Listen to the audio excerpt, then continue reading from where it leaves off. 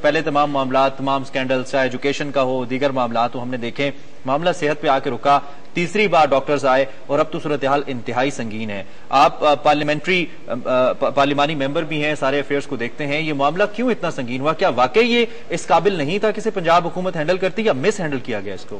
بسم اللہ الرحمن الرحیم۔ دیکھیں میرے بھائی، سب سے جو بنیادی یہاں پہ مسئلہ ہے نا، وہ مسئلہ ہے پچھلے 4-4.5 سال سے جو پنجاب گورنمنٹ کے ساتھ جو گورننس کا مختلف ایشو ہیں، ان ایشوز پہ جو بنیادی چیز ہے وہ یہی ہے کہ ہمارے چیف منسٹر صاحب کی جو ٹیم ہے، جو ٹیم ورک ہے، وہ ان کی آپس میں بہتر کوآرڈینیشن نہیں ہے۔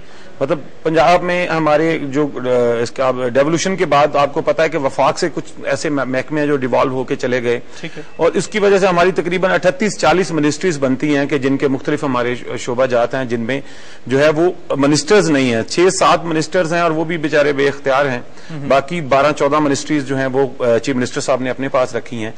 یہاں پہ سب سے بڑا، میں آپ کو اصل میں اس کی جو اصل روٹ کاز ہے وہ بتا رہا ہوں، صرف یہ ڈاکٹرز کے ایشو پہ نہیں، باقی سارے شعبہ جات میں بھی اس قسم کے مسائل ہیں، لیکن یہاں پہ ایک میں چیز جو ہے وہ بنیادی یہ بتا دوں، جو ایک تھوڑا سا پراپوگیٹ کیا جا رہا ہے اور پنجاب گورنمنٹ کی طرف سے میں سمجھتا ہوں کہ ایک تو ایک SMS کیمپین چلائی گئی ہے، اور دوسرا ڈاکٹرز کے خلاف آپ اگر پرائیویٹ چینلز کو دیکھیں، میں معذرت کے ساتھ یہ کہوں گا، تو پرائیویٹ چینلز کو انہوں نے، کیونکہ پچھلے 4-4.5 سال سے ان کی ایک ہی پالیسی ہے کہ اشتہاروں کی جو برمار انہوں نے کی ہے، اس کے ساتھ ساتھ جو وہ جو ہے نا پراپوگیشن اس قسم کی کر رہے ہیں کہ جو ڈاکٹرز ہیں ان کی جو ڈیمانڈ ہے وہ یہ ہے کہ وہ اپنا پے بڑھانا چاہ رہے ہیں۔ ایسی قطعاً بات نہیں ہے۔ میری ڈاکٹرز کے جو نمائندے ہیں، جو وائی ڈی اے کے نمائندے ہیں، میری ان سے بھی بات ہوئی ہے، انہوں نے کہا جی ہماری سیلری بڑھانے کی، سیلری پیکج بڑھانے کی ہماری کوئی ڈیمانڈ نہیں ہے، ہماری ڈیمانڈ صرف ہے سروس سٹرکچر کی، اور ان کا جو مطالبہ ہے وہ اتنا جائز ہے کہ آپ اس چیز کا اندازہ لگا لیں کہ پنجاب گورنمنٹ کے دیگر جو امپلائیز ہیں، جو ہمارے PCS آفیسرز ہیں یا ہمارے DMG آفیسرز ہیں، پولیس آفیسرز ہیں، اگر جو 17 گریڈ میں اگر ایک DMG کا ہمارا دوست آتا ہے تو وہ 3 سال بعد اس کی پروموشن 18 میں ہو جاتی ہے،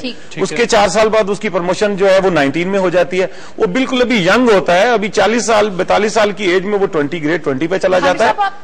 آپ کہہ رہے ہیں کہ ڈاکٹروں کا مطالبہ بالکل جائز ہے اور وہ بالکل بھی غلط نہیں ہے۔ اس میں پنجاب حکومت کہتی ہے کہ 20 سے 22 ارب روپے مزید درکار ہیں ان کا یہ مطالبہ پورا کرنے کے لیے۔ اگر آپ کہہ رہے ہیں کہ انتظامی مسائل صحیح طریقے سے نہیں چلائے جا رہے، پنجاب حکومت کی بات کرتے ہیں، تو بجٹ کہاں جاتا ہے جو کہ صحت کے لیے مختص کیا جاتا ہے ڈاکٹرز کے لیے؟ دیکھیں، میں یہاں پہ آپ کو گزارش یہ کروں کہ یہ بڑی ویسے عجیب سی بات ہے کہ ہمارے پاس اوور ہیڈ بریجز بنانے کے لیے پیسے ہیں، ہمارے پاس تندوروں میں پھینکنے کے لیے اربوں روپے ہیں، ہمارے پاس لاہور میں جو ہے وہ کوئی نئی ایک بس چلانے کے لیے ہمارے پاس 16 بلین کا پروجیکٹ ہے، جو لاہور میں وہ ٹرکی سے کوئی ماڈل لایا گیا ہے، جو 16 ارب روپے کا صرف ایک وہ بس جائے گی جو ہماری چنگی امر سدو سے چلے گی اور وہاں پہ آئے گی۔ اس طریقے سے پیلی ٹیکسیاں دینے کے لیے ہمارے پیسہ ہے، اور ہمارے پاس وہ طبقہ، وہ ہمارے پڑھے لکھے نوجوان، وہ ہمارے پڑھے لکھے بچے جو سکلڈ ہیں، اور آپ کو میں یہ بات بتا دوں کہ ہمارے ڈاکٹرز کی ایک میجورٹی جو ہے وہ پہلے ہی ان حالات سے دل برداشتہ ہو کے وہ ابراڈ جا رہی ہے۔ ہمارے جتنے بھی سکلڈ، میڈیکل سے سکلڈ جو لوگ ہیں وہ سارے باہر جا رہے ہیں، اور اگر ہم اس قسم کا ایٹیٹیوڈ دکھائیں گے تو میں آپ کو یہ بتا دوں کہ یہاں پہ ہمیں ڈاکٹرز ملیں گے ہی نہیں۔ ہمیں چاہیے کہ میں ایک چھوٹی سی گزارش آپ سے کر دوں، ہمیں چاہیے کہ ہم اس صحت، ہیلتھ اور ایجوکیشن، دیکھیں ریاست کی جو بنیادی ذمہ داری ہے، میں سمجھتا ہوں اور بھی بہت ساری ذمہ داریاں ہیں، لیکن یہ بنیادی ذمہ داری ہے کہ اپنے بسنے والے شہریوں کے لیے صحت کی سہولتیں بالکل درست ہوں اور فری ہوں، اسی طرح جو سیکنڈری لیول کی ایجوکیشن ہے وہ فری ہو۔ تو ہمیں ان دو شعبوں پہ ہی تو ہمیں چاہیے نا کہ ہم زیادہ سے زیادہ انویسٹ کریں۔ اگر 15-20 ارب روپے، میری بات سنیں، ہمارا 800-850 ارب روپے کا بجٹ ہے پنجاب کا، اگر 14-15 ارب روپے یا 20 ارب روپے زیادہ دینے سے ہم سمجھتے ہیں کہ ہم غریب لوگوں کو،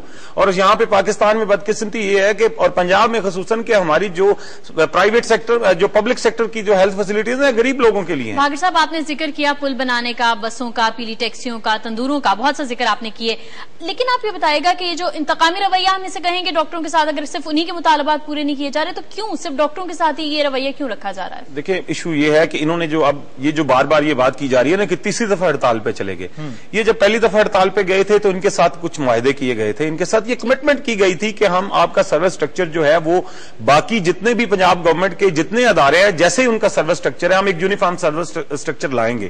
जब ये दूसरी दफा हड़ताल पे गए थे तो इनकी सैलरी बढ़ा दी गई। इनकी डिमांड ये थी कि हमारा पे पैकेज बेहतर किया जाए और हमारा सर्विस स्ट्रक्चर जो है वो बेहतर। इन्होंने सर्विस स्ट्रक्चर ना इनका किया और सैलरी बढ़ा दी। अब अगर उन्होंने स्ट्राइक किया ना तो उन्होंने जब देखा कि उनके साथ वादा किया गया था कि हम जून तक आपका जो सर्विस स्ट्रक्चर है उसको बेहतर कर देंगे, इस पे उन्होंने हड़ताल किया। मैं आपको एक बात बता दूं कि मैं कतन ये सपोर्ट नहीं करूंगा कि डॉक्टर जो है वो हड़ताल पे चले जाएं और पूरे हमारे हॉस्पिटल्स खाली हो जाएं। उनका ये जो रवैया है ये बिल्कुल मैं इसको दुरुस्त नहीं कहता, लेकिन बात सिर्फ इतनी सी है, देखना हमें यह है कि मसला कहां पे है। ठीक है, देखना यह है कि क्या वो जो बच्चे हैं, यंग डॉक्टर्स हैं, उनके साथ उनको हैंडल ठीक तरीके से किया गया कि नहीं ठीक तरीके से किया गया। पूछना चाह रहा था, एक तो ये कि सरकारी सतह पर जो फैसले इस लेवल पे किए जाते हैं जहां पे अरबों रुपए के फंड्स का मामला होता है, उन पे अमल दरामद बहरहाल मुझे तो नहीं लगता कि पाकिस्तान में इतना आसान होता है। आप मेरी बात के साथ अग्री करेंगे। पहली बात, क्या इतना आसान होता है या नहीं?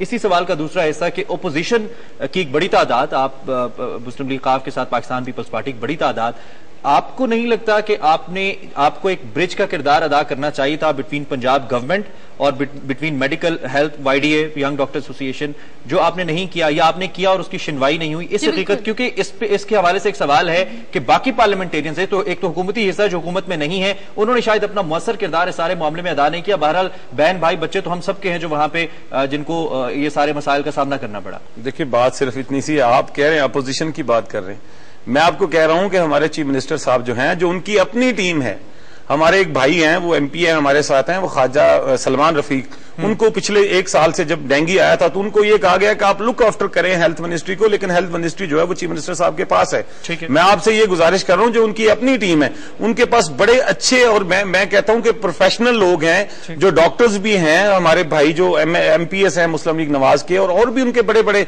मैं कहता हूं क्वालिफाइड और बड़े सीजनड लोग हैं कि जिनको अगर ये जिम्मेदारी दी जाए, जिनको हेल्थ की मिनिस्ट्री दी जाए, किसी को एजुकेशन की मिनिस्ट्री दी जाए, तो यकीन करें कि वो बेहतर परफॉर्म कर सकते हैं। क्योंकि एक बंदा देखे ना, एक बंदा वन मैन शो से आप पूरे पंजाब को तो कतई नहीं चला सकते। तो यहां पे मैं ये आपको गुजारिश कर दूं कि जो असल मसाइल की बेस यही है, ये बेस ये है। और सेकेंडली मैं आपको बताऊं, आप कह रहे हैं कि अपोजिशन क्या करे, भैया हमारी तो बात सुनने के लिए तैयार नहीं है। चीफ मिनिस्टर साहब पिछले 5-4 साल आप लोग मिले, डॉक्टर साहब लोग मिले। देखिए, मैं खुद मिला हूं, मैं उनके नुमाइंदों से, मैं कल उनके नुमाइंदों से मिला था, आज से 2 दिन पहले भी उनके नुमाइंदों से मेरी बात हुई थी।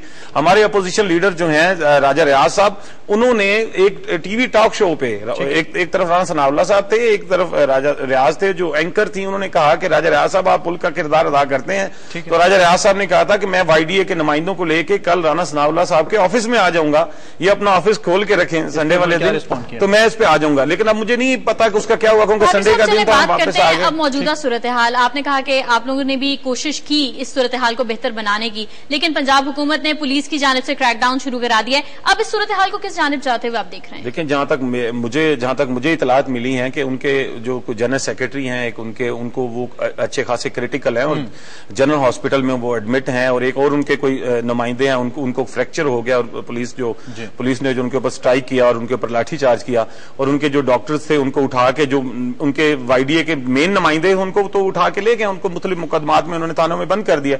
मेरी यहाँ पे गुजारिश ये है कि हमारे चीफ मिनिस्टर साहब या पंजाब गवर्नमेंट को ये चाहिए कि अगर उन्होंने डंडे बरसाने हैं तो डाकुओं पे डंडे बरसाएं, अगर उन्होंने यही डंडे बरसाने हैं तो यहाँ पे जो एक्सट्रीमिस्ट पंजाब में फिर रहे हैं, जिनसे छुप छुप के मुंह छुपा छुपा के हर कोई गुजर रहा है, उन्हें चाहिए कि ये डंडे बरसाने हैं तो यहाँ पे जो है जो दहशतगर्द घूम रहे हैं उनके खिलाफ डंडे बरसाएं। खुदारा हमारे ये बच्चे जो हैं, देखें उन्होंने एहतजाज किया है, अगर उन्होंने एहतजाज किया है तो एहतजाज सबका हक है। अगर चीफ मिनिस्टर साहब लोड शेडिंग के लिए, अगर एक सूबे का चीफ एग्जीक्यूटिव लोड शेडिंग के लिए अपनी गवर्नमेंट के खिलाफ, फेडरल गवर्नमेंट के खिलाफ एहतजाज कर सकता है और वहां पे तोड़फोड़ भी करवा सकता है और सारा कुछ करवा सकता है, वो हड़ताल और वो जो एहतजाज है वो जायज है।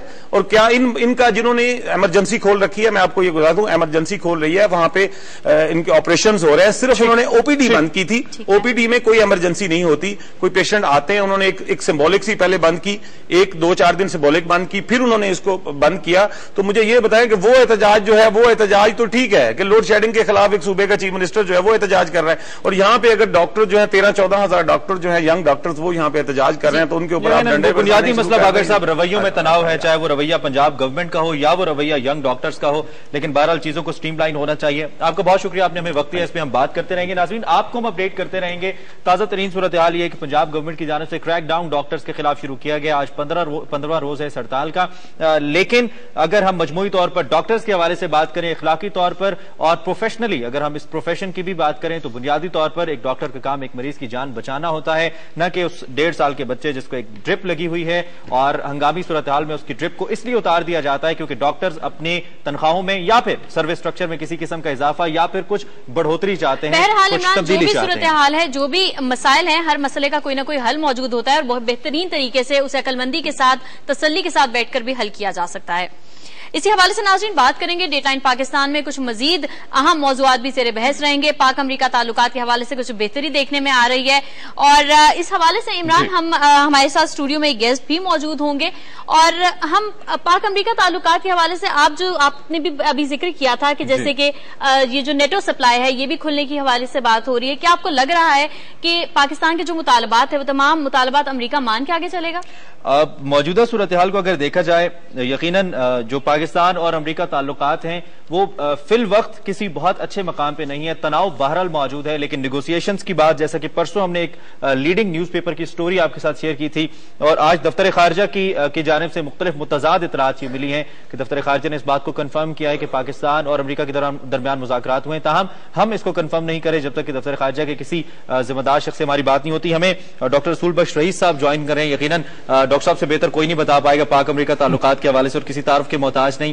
آپ کا بہت شکریہ فرسٹ آف آل, آپ نے اپنا قیمتی وقت نکالا اور یہاں پہ تشریف لائے. ڈاکٹر صاحب, پاکستان امریکہ تعلقات پرانا جو ایک سلسلہ ہے جو چلا سب کو معلوم ہے.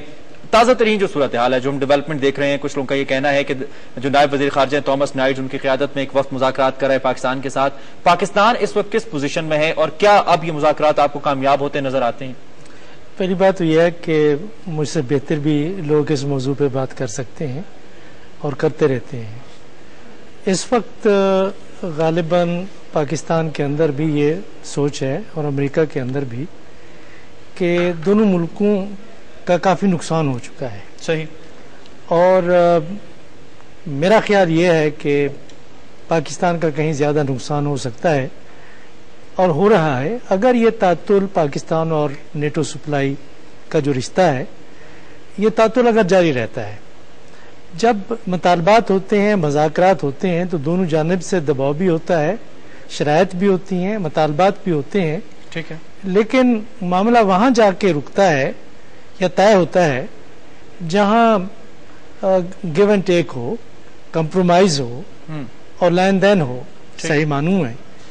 تو میرا خیال ہے کہ یہ جو اس وقت جو خبریں آ رہی ہیں کافی مثبت ہیں, ابھی ساری باتیں باہر نہیں نکلی.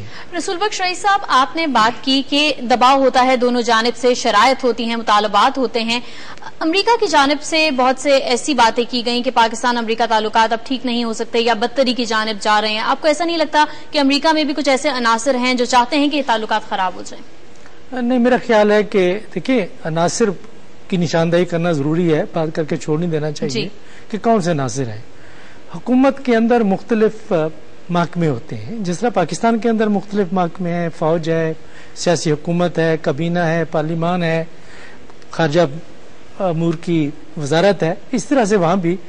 تو ہوتا یہ ہے کہ آرا لی جاتی ہیں, رائے لی جاتی ہے کہ مختلف شعبوں سے جو کہ پالیسی سازی میں حصہ لیتے ہیں, پاکستان میں بھی اور امریکہ کے اندر بھی آرا مختلف ہو سکتی ہیں اور شرائط مختلف ہو سکتی ہیں. تو مذاکرات کا جو عمل ہے وہ متاثر ہوتا ہے دو ملکوں کے درمیان میں جب مختلف آرا سامنے آتی ہیں. میں سمجھتا ہوں کہ معاملات کو اس طرح سے نہیں دیکھنا چاہیے کہ کچھ عناصر جو ہیں وہ بالکل ڈٹرمنٹ ہیں کہ پاکستان اور امریکہ کے تعلقات بہتر نہ ہوں. اگر وہ ڈٹرمنٹ اگر قسم کے عناصر ہیں تو وہ پاکستان کے اندر زیادہ موجود ہیں. وہاں پہ سیاسی جماعتیں اس طریقے سے ہدف نہیں کرتی ہیں, بناتی ہیں, تحریکیں نہیں چلاتی ہیں کہ پاکستان کے ساتھ تعلقات نہیں ہونا چاہیے جتنا پاکستان بہت اہم اتحادی ہے امریکہ کا, اور یہ امن کی جو جنگ لڑی گئی اس میں بھی سب سے زیادہ نقصان بھی پاکستان کا ہوا, سب سے زیادہ پاکستان نے امریکہ کی مدد بھی کی. لیکن امریکہ کی جانب سے ہم دیکھتے ہیں کہ بہت زیادہ بہترین سلوک یا پرائیورٹی پہ نہیں رکھا جاتا کبھی بھی پاکستان کو. اس کی کیا وجوہات ہیں؟ یہ اس قسم کی شکایات ہیں جو ہمیشہ سامنے آتی رہی ہیں اور ابھی اسی شکایت کا اظہار کر رہی ہیں کہ ہمیں پرائیورٹی نہیں دی گئی. اب دیکھیں رینکنگ ہے مختلف مقاصد کی. امریکہ ایک بہت بڑی طاقت ہے اور ان کے مقاصد یہاں اس علاقے میں ہیں, اس میں پاکستان کہاں پہ فٹ ہوتا ہے اور مقاصد کو حاصل کرنے میں اس طرح سے وہ تعین کرتے ہیں. ہر ملک کی خواہش ہوتی ہے, ایک طرف سے تو ہماری خواہش ہے کہ امریکہ کے بہت قریب ہوں, بالکل, دوسری طرف سے جو ابھی پیو ریسرچ سینٹر کا جو سروے آیا ہے اس میں کہیں 69% جو پاکستانی ہیں وہ امریکہ سے نفرت کرتے ہیں. ایک طرف سے وہ ہے, اور اگر لائن لگا دیں یہاں ویزا لینے والوں کی پاکستان میں تو شہر خیبر سے کراچی تک وہ قطار بن جائے. تو یہ متضاد قسم کے خیالات پائے جاتے ہیں. میرا نہیں خیال کہ کوئی ریشنل تھنکنگ پرسن امریکہ کے اندر یا پاکستان کے اندر یہ کہے گا یا یہ سوچے گا کہ یہ جو نظریاتی طور پر بات کرتے ہیں, میں ان کی بات نہیں کر رہا, نظریاتی طور پہ جو خارجہ پالیسی کے بارے میں بات کرتے ہیں وہ میں نہیں سمجھتا کہ پاکستان یا امریکہ کے مفادات کا وہ تحفظ چاہتے ہیں, وہ اپنی سیاست کرنا چاہتے ہیں. ٹھیک ہے, تو ہم یہ چاہتے ہیں کہ پاکستان اور امریکہ, میرا خیال ہے کہ جو ریشنل تھنکنگ ہے یا ریشنل پوائنٹ آف ویو ہے کہ عملی طور پر دیکھیں گے پاکستان کو کیا خارجہ پالیسی میں یا ایک عالمی نظام میں رہتے ہوئے کوئی نقصان اٹھانے چاہیے یا فائدہ اٹھانا چاہیے. تو میں سمجھتا ہوں کہ یہ تعطل سے پاکستان کا نقصان ہو رہا ہے, تو اسی لیے غالباً دونوں جانب ایک لچک ہے جو سامنے آنی چاہیے اور آ رہی ہے. ڈاکٹر صاحب, آپ کا تعلق چونکہ شعبہ سیاسیات سے ہے, سیاسی تناظر پہ تھوڑی بات کر لیتے ہیں سارے معاملے کے حوالے سے. ایک بات تو بڑی واضح ہے کہ تصویر بڑی کلیئر ہے, کچھ امبیگوٹی نہیں ہے نہ پاکستان کی جانب سے نہ امریکہ کی جانب سے. پاکستان نے بڑے واضح طور پہ اپنے چند مطالبات سامنے رکھے تھے جس میں سب سے اہم ڈرون حملوں کو روکا جانا تھا. اس کے بعد پاکستان کا موقف تھا کہ سلالہ واقعے پہ معافی مانگی جائے, اور اس کے بعد پاکستان نے جو ایکشنز لیے وہ بھی آپ کے سامنے. اب صورتحال بڑی واضح ہے, پاکستان کو بھی بہرحال امریکہ کی ضرورت ہے, اس میں بھی کوئی دو رائے نہیں ہے, اور امریکہ بھی بارہا یہ کہہ چکا ہے کہ ہم بھی پاکستان کے بغیر اس عمل کو شاید اتنا افیکٹولی جاری نہیں کر سکتے. اور اس بات میں بھی کوئی دو رائے نہیں ہے کہ واقعی اگر خطے کے تناظر میں دیکھا جائے, موجودہ حالات میں دیکھا جائے, تو یہ بات بڑی واضح ہے. ایمبیگوٹی کیا ہے, وہ پوائنٹس کیا ہیں جس پہ اب دونوں ممالک, امریکہ معافی کیوں نہیں مانگ رہا, یا اگر امریکہ دبے لفظوں معافی مانگ رہا ہے تو پاکستان نیٹو کے حوالے سے جو معاملات ان کو کیوں نہیں حل کر پا رہا ہے؟ ایک تو معافی یہ ہوتی ہے کہ ہمیں افسوس ہوا اور غلطی ہو گئی, تو اب یہاں پاکستان میں کہ معافی نامہ کیا ہونا چاہیے امریکہ کی طرف, اس کے اوپر زور دیا جا رہا ہے, یہ ایک نیگوشیٹ ہو رہا ہے.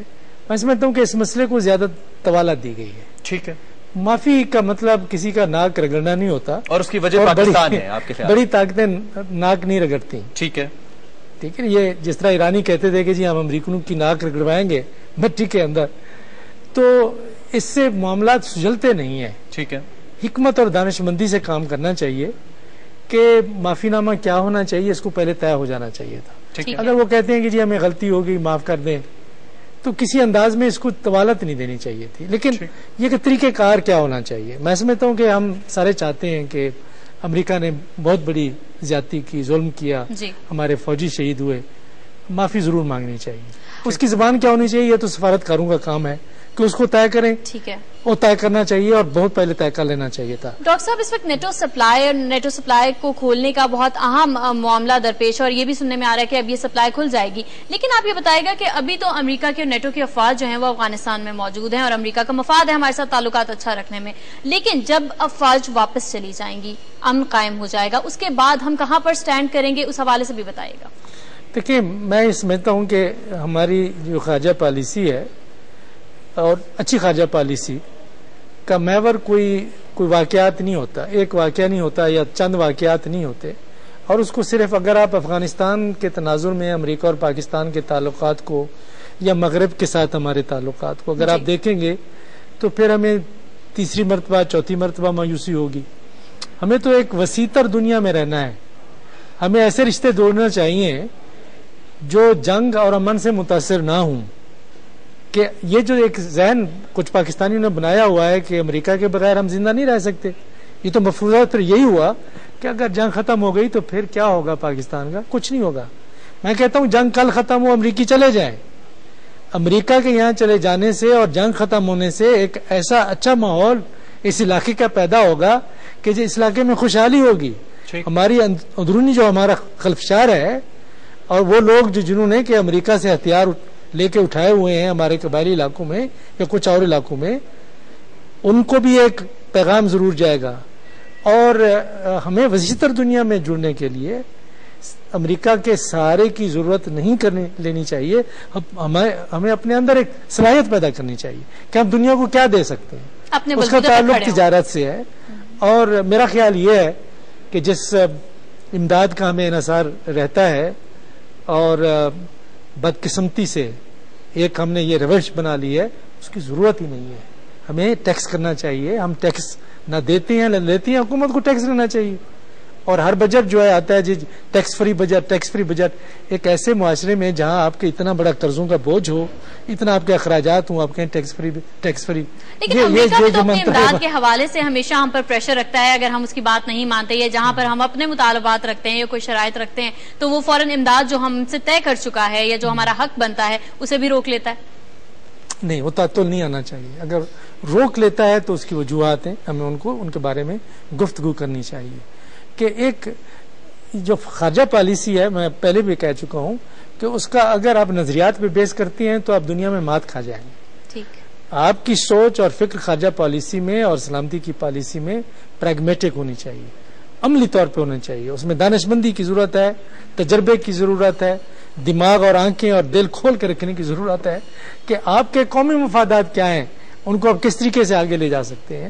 تو اگر ہم وہ کریں تو ہم یہ جو جھوٹے سہارے ہیں ان کی ضرورت نہیں پڑے گی. اچھا ڈاکٹر صاحب، اب تازہ ترین صورتحال بات کر لیتے ہیں. گراؤنڈ ریالٹی آپ کو کیا نظر آتی ہے؟ کیونکہ واقعات، حالات ہم سے تو یقیناً وہ خبریں پہنچتی ہیں جو کچھ ادھر ادھر سے آ جاتی ہیں، لیکن ہم اگر گراؤنڈ ریالٹیز کی بات کریں، کچھ صورتحال آپ کو واضح نظر آتی ہے؟ اور اگر یہ صورتحال یہ دھول یہ گرد بیٹھ رہی ہے تو کب تک بیٹھ رہی ہے؟ میرا خیال یہ ہے کہ جس طرح میں کہہ چکا ہوں کہ ایک نئے سرے سے سوچ پاکستان میں اور امریکہ میں پیدا ہوئی ہے کہ اس تعطل کو ختم ہونا چاہیے، لچکدار رویہ رکھنا چاہیے اور اس مسئلے کو حل کرنا چاہیے. اور میں برملا کہتا ہوں کہ اس سے نقصان زیادہ پاکستان کا ہے. ہمیں پاکستانی قوم اور ملک کا فکر کرنا چاہیے. اقتصادی صورتحال ہماری بہت خراب ہے، اندرونی طور پہ خلفشار ہے. تو لیکن یہ ہے کہ اصولوں کے اوپر سودہ بازی نہیں کرنی چاہیے. ہماری جو سیاسی حکومت کی مشینری ہے، جو سفارتکاری کی مشینری ہے، اس کو محترم کرنا چاہیے. اس وقت میرے خیال میں جو تعلقات کی نوعیت ہے وہ اتنا خراب ہے کہ اب تو ہم صرف بہتری کی امید کر سکتے ہیں. دوسری جانب میں آپ سے ضرور رائے لینا چاہوں گا آپ کی موجودگی سے فائدہ اٹھاتے ہوئے کہ امریکن اور انڈین ریلیشن شپ، امریکہ بھارت تعلقات، آپ کو نہیں لگتا کہ پاکستان کو اپنی کسی مطالبے کے منوانے کے لیے ایک پش کی صورت اختیار کرتے جا رہے ہیں، چاہے وہ اسٹریٹجک امور ہوں، چاہے سیکیورٹی امور ہوں، چاہے افغانستان میں بھارت کے انٹرسٹ کا اچانک سے بڑھ جانا ہو؟ اس پہ آپ کیا کامنٹ کریں گے؟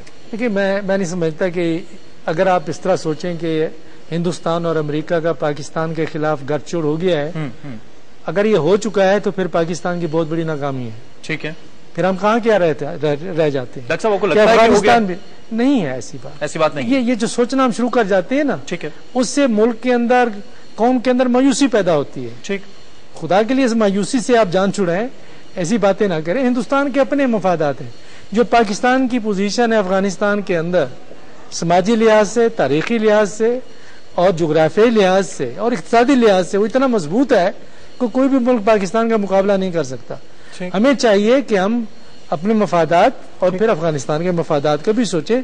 ہم اس طرح کے تعلقات افغانستان اجازت نہیں دے گا کہ ہم بالکل ویٹو کر دیں کہ ہندوستان کے افغانستان کے ساتھ کیسے تعلقات ہیں یا امریکہ کے ان کے ساتھ کیسے تعلقات ہیں. وہ ایک مقتدر ریاست ہے، جس طرح ہم اپنے اقتدار اعلیٰ کا دفاع کرتے ہیں اور وہ ہندوستان کو اپنے ایک لیور کے طور پہ پاکستان کے خلاف استعمال کرتے ہیں. اب پھر یہاں پہ ہماری سیاسی بصیرت، سوچ یا سفارتکاری کو یہاں پہ کام کر کے دکھانا چاہیے کہ ہم ہندوستان کو کس طریقے سے افغانستان کے اندر نیوٹرلائز کر سکتے ہیں. وہ تو بالکل وہ کام کریں گے جو ان کے قومی مفاد میں ہے. ٹھیک ہے. تو پھر یہ جو چیس گیم ہے، اس میں ہمارے مہرے کیا ہیں، ہمیں کیا کرنا چاہیے، اس کے مطابق چلنا چاہیے.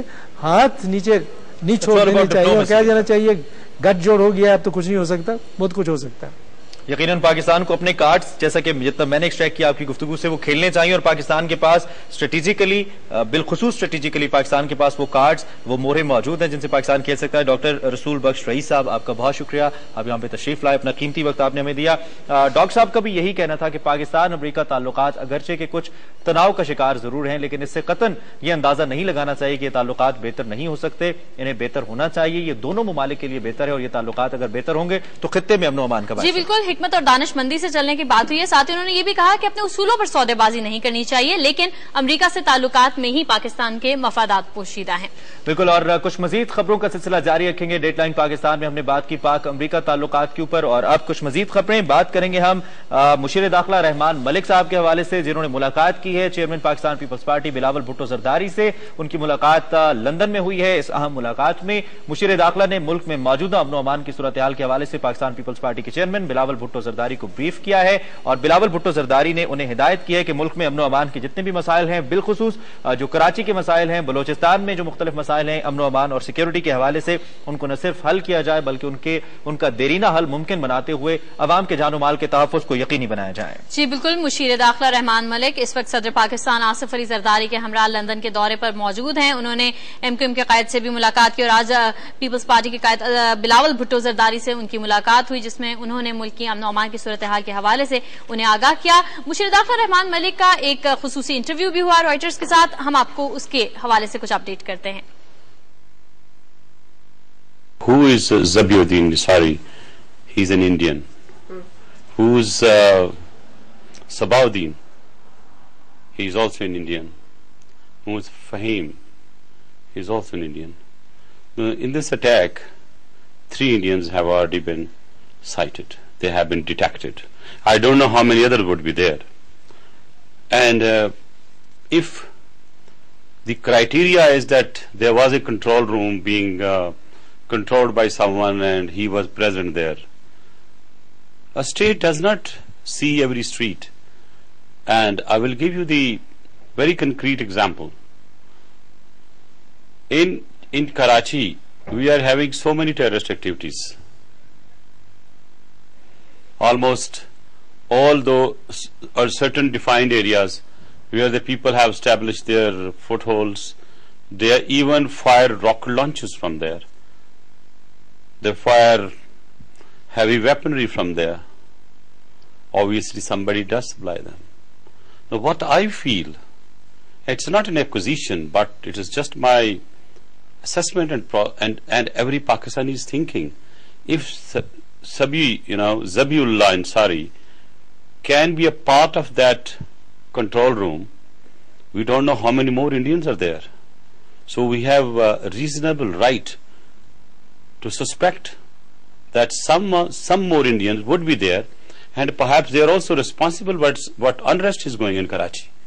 So if it went undetected by us, and it has been now detected after so many years, so it is worrying me, to be very honest.